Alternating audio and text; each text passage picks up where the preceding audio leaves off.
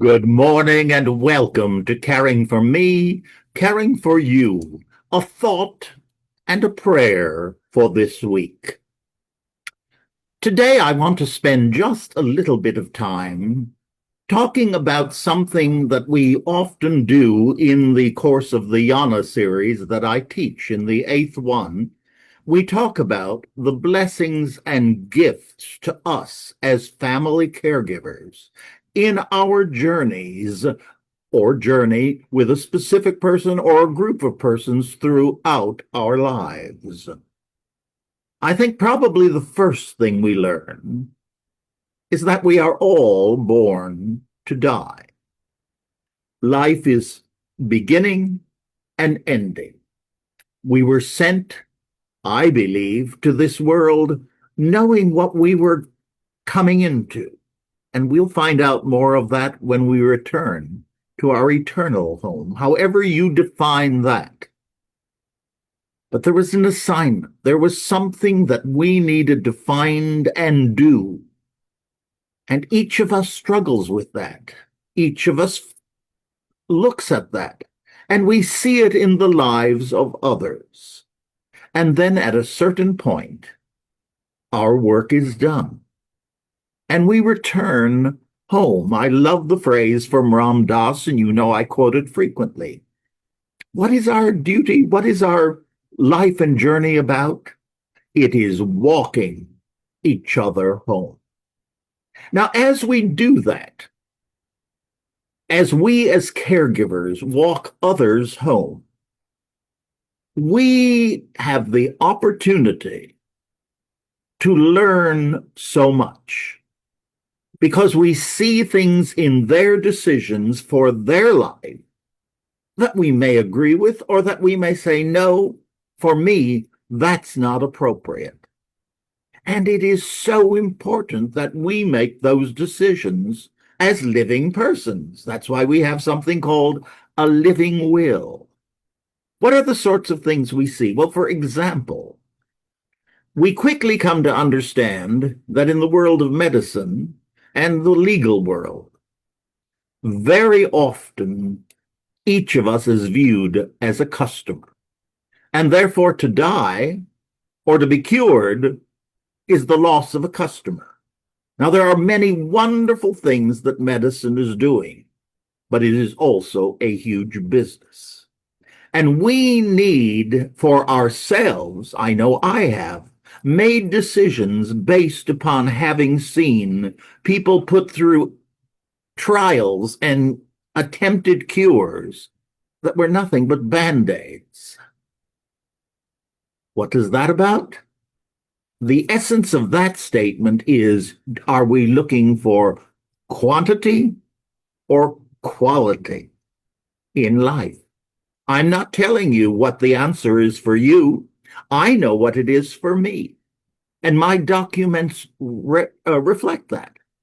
It's very important that as we are doing our caregiving work, we realize that one day we will be the care recipient. And what is it that we want in our lives? And one of the best ways for us to do that is to see, to reflect, not make judgments, not try and tell someone else how to do it, because we do not know how their story is to go. The only story we have a part in writing is our story, based upon our beliefs, based upon our decisions, based upon our wants. And that is perfectly correct. Therefore, how do we go about finding guidance? Well, you might well understand, based upon all the programs that I do with all of you, is that we need to connect with the divine within each and every one of us. How were we born? We were created by the divine, by God, by energy. Use whatever word is comfortable for you. And the story in Genesis is just allegoric in many ways. picked up clay, picked up dust. And what happened? The breath, the Ruach Elohim, the breath of the divine, was breathed into us. And from that point until our very last breath, we are being blessed with life. There is a time for a beginning and a time for an ending. But it is breath. And therefore, I know many of you have gone to meditation classes, that you have dealt with people talking about meditation. And what's one of the first things that every meditation almost always has people doing? You stop. You take a breath. You go back to the beginning. You go back to the start.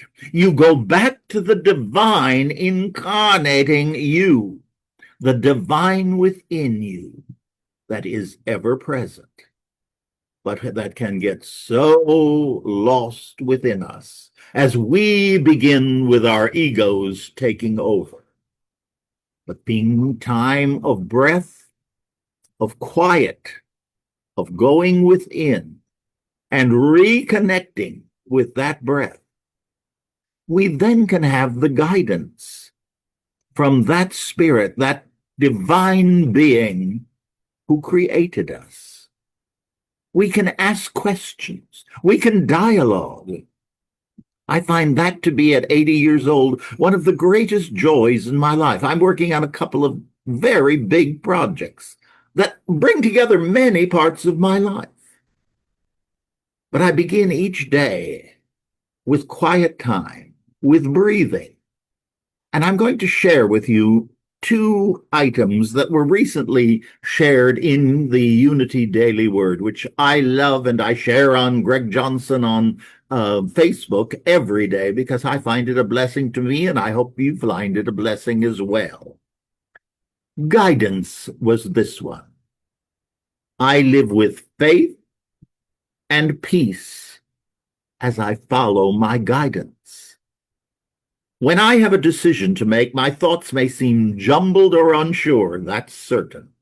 In fact, the more information I gather from outside sources, the less clear my guidance may seem. But I don't despair, because I know the most powerful resource is within me, that divine presence. God, as I choose to call that presence, is my light and source of infinite wisdom. In prayer, I quiet my mental chatter and listen in the stillness. I gain confidence and peace as I discern the wisdom of my heart. When I face a fork in the road, and oh yes, we do, I remember God within is my compass and my guide, literally my GPS for life.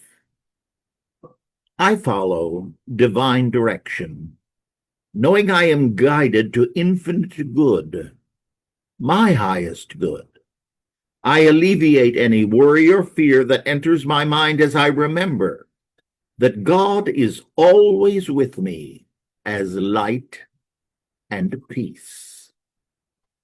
And from another of the writings for the Daily Word, Unity's co-founder, Myrtle Fillmore, had a simple prayer of faith.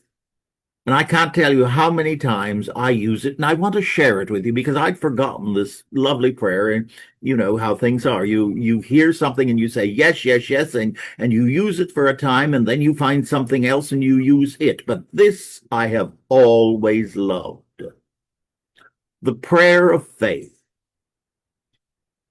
All things I am, can do, and be through Christ, the Christ Spirit, the truth that is within me. Let's do that again. All things I am, can do, and be through Christ, the truth that is in me. Spend some time quietly with that, meditating. And then I share this other writing that I just love. It's one I have used many times, and I found it in a book I've memorized it, so I don't really read it, but I found it in a journal and I wanted to share it as well because it's about divine guidance. And it's entitled, I I welcome divine guidance. Dear God, as you understand that word, dear God, you know my needs, you know my desires, and I trust that you will guide me. I don't need to figure it out alone. All I need to do is to be present, find joy, and relax in order to receive your guidance. This is the important line. I surrender to your plan. I surrender to your plan. Amen.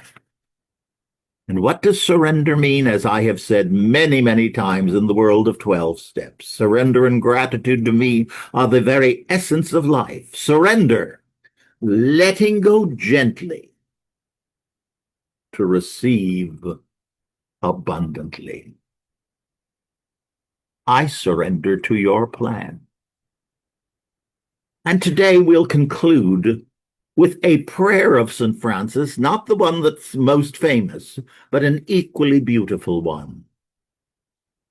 Lord, help me to live this day quietly, easily, to lean upon thy great strength, trustfully, restfully, to wait for the unfolding of thy will, patiently, serenely, to face tomorrow confidently, courageously. And it is so. Amen.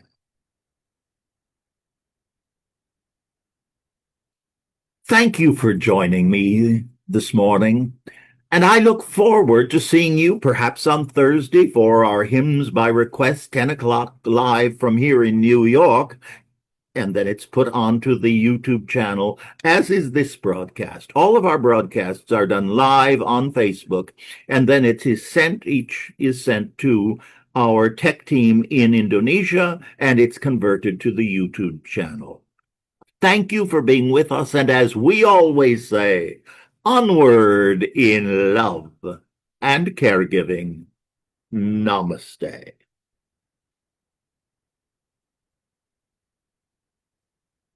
God bless, and I'll see you real soon. Thank you.